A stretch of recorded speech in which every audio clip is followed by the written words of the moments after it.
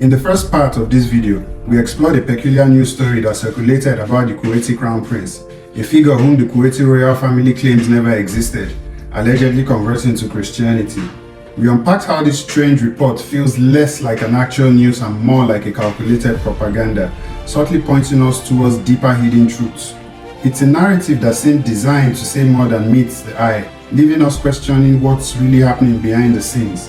We delve into the clandestine preparation taking place in the Kingdom of Saudi Arabia for what seems to be the unfolding of Yahusha's grand revelation. There's an apparent and systemic relegation of the very essence of the Islamic religion in its own birthplace, Saudi Arabia. The keeper of the two holy mosques, Crown Prince Mohammed bin Salman, has publicly taken a bold stand that appears to counter the core ideology of the Islamic movement. Through strategic actions and bold reforms, he is reshaping the political and religious landscape of the KSA, recalibrating its power dynamics entirely on his own terms.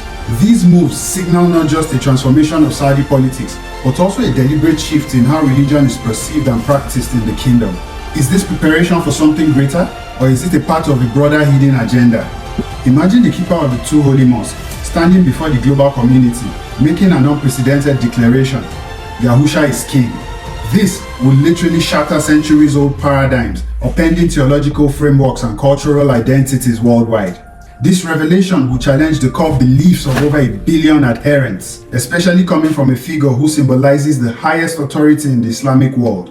The real twist? This isn't just a spontaneous move. High-ranking Muslim clerics, those sitting in the rarefied circles of influence, have been privy to this truth since the Supreme Ruling Council meeting of December of 2023. They are complicit in preparing for this global unveiling, but remain gatekeepers of these explosive secrets, holding it back from the wider Muslim Ummah. Such a seismic announcement, when it happens, would send ripples across religious, geopolitical and societal spheres. It would force the world to confront the divinity of Yahusha, a figure whose claim to kingship and divinity has been debated for centuries. One key piece of evidence I revealed in the first part of this story is a curious moment from the Supreme Ruling Council meeting that took place in December of 2023. By then, we all knew that the COVID-19 was long behind us, yet, during this specific meeting, something stood out. Everyone in the room was wearing a face mask, except for the king and the crown prince. Now, tell me this. Why would high-ranking officials in a country that had fully moved on from the pandemic still be wearing face masks at this point in time? To me, it looks less like a health precaution and more like a symbolic gag.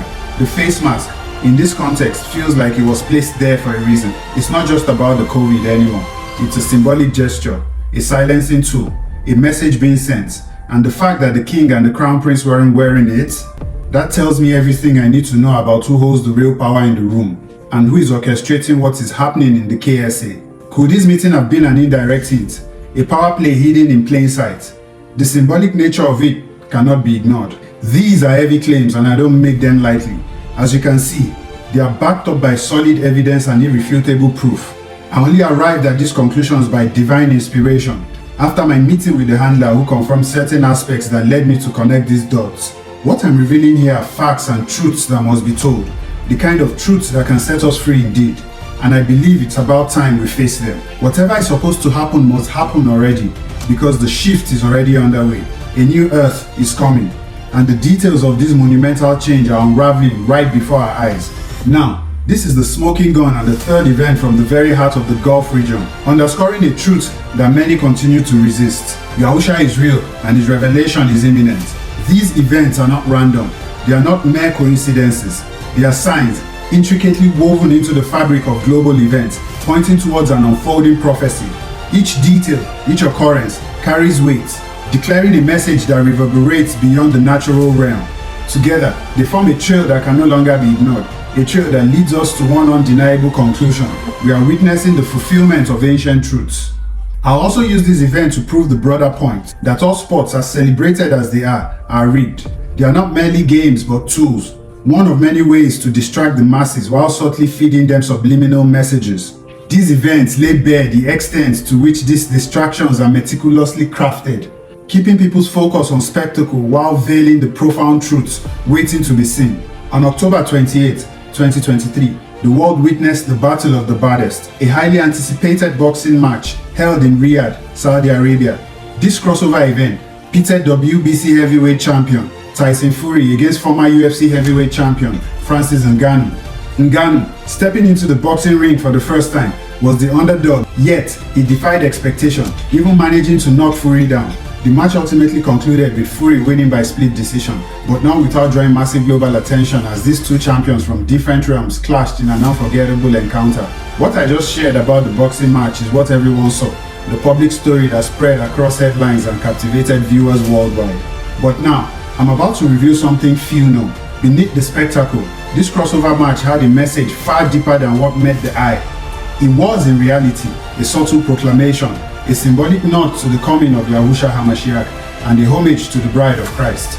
Isn't it intriguing that Mohammed bin Salman, the keeper of the two holy mosques, holds the most expensive painting ever sold at a public auction, a portrayal of a figure whose divinity stirs extensively heated debates across the Islamic world. Known for his opposition to Islamist movements and his embrace of unpopular yet transformative political ideology, MBS challenges the conventions of both religion and politics in the region. Now, in a bid to show you that these people are very intentional in everything that they do, elements from this very painting appear subtly embedded into the theme of a high-profile boxing match, the Battle of the Baddest, hosted in none other than Saudi Arabia's capital, Riyadh. Are you there? Pause. Think about that for a moment. But before you rush to the comment section with what you think you know, I invite you to lean in and hear the voice of wisdom. Let's break down the layers of subliminal messaging woven into the opening ceremony itself, based off the Salvatore Mundi. We're about to delve into the world of symbolism, exploring the recurring visuals of water, the sun, thunderstorms, yellow and blue heart, fire, and how the stage lighting and performers' color codes all come together. These aren't random choices. Each element has a purpose, hinting at truths hidden in plain sight. Let's uncover what these symbols might be trying to reveal. As the show begins, the stage is engulfed in total darkness, symbolizing the world shrouded in its current state. At this moment, the stage itself becomes a representation of the world. A countdown timer appears on the screen, a striking reminder that the appointed time is upon us. Beams of blue light descend from above, moving in a circular motion around the stage. Pulsating with purpose, these lights sweep back and forth, symbolizing the power and authority of Yahusha, encompassing the world. Their deliberate motion speaks to a divine presence overseeing and preparing to take charge. The white light bordering the edge of the stage, still cloaked in darkness, suddenly ignites and flashes 3 times in 2 successive bursts, commanding attention. This illumination isn't random. It symbolizes the Messiah, the host of heaven, and the chosen ones, the light workers, star seeds, etc., encircling the world stage. Each flash feels deliberate, reinforcing the divine orchestration at play. The countdown timer hits 0, and the stage plunges into darkness. Suddenly, emoticons of the sun flash twice from behind, their light cutting through the void. Then, silence is broken by the soft yet distinct sound of water droplets, 3 consecutive drops, each creating ripples that spread across the stage, like whispers of something profound.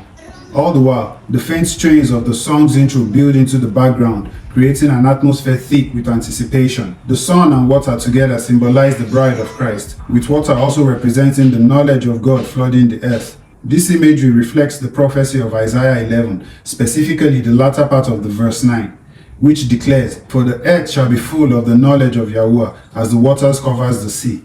What we're witnessing is a vivid expression of that promise. The relevance of this chapter to our discussion couldn't be more fitting.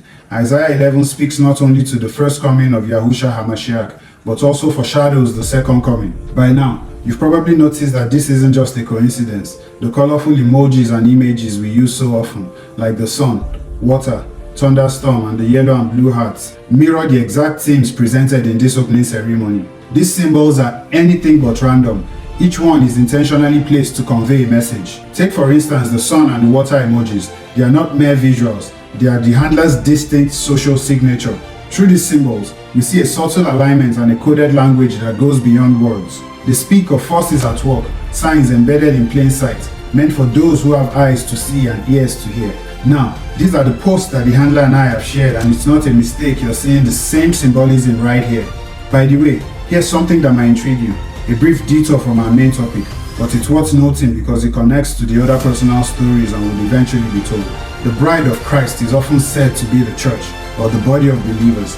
But what if I told you this isn't quite accurate? In fact, the bride of Christ is not a collective entity, but rather a woman. The bride.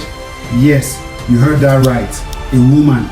The idea is often considered heresy in traditional Christian circles, but it's a truth that has been hidden for centuries, waiting to be uncovered. The Vatican knows it, as do others in position of highest ranking influence. A story is unfolding that reveals the undeniable truth about our existence, supported by solid irrefutable proof of our works as testified by the male witness. Part 2 has revealed profound truths, connecting symbolic events to larger unfolding prophecy, from the enigmatic Supreme Ruling Council meeting to the broader implications of Saudi Arabia's shifting dynamics.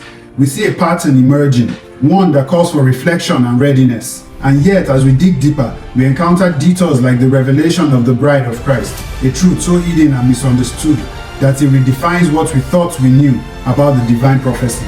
These aren't just scattered ideas, they are interconnected threads of much larger tapestry. As we prepare to enter the third part of this series, let me leave you with this. The world as we know it is changing, not by chance, but by design. The question is, will you recognize the signs, or will you wait for the moment when truth becomes undeniable? The shift is happening. The story continues. Stay tuned. Peace, love, and gratitude. Yahusha is King.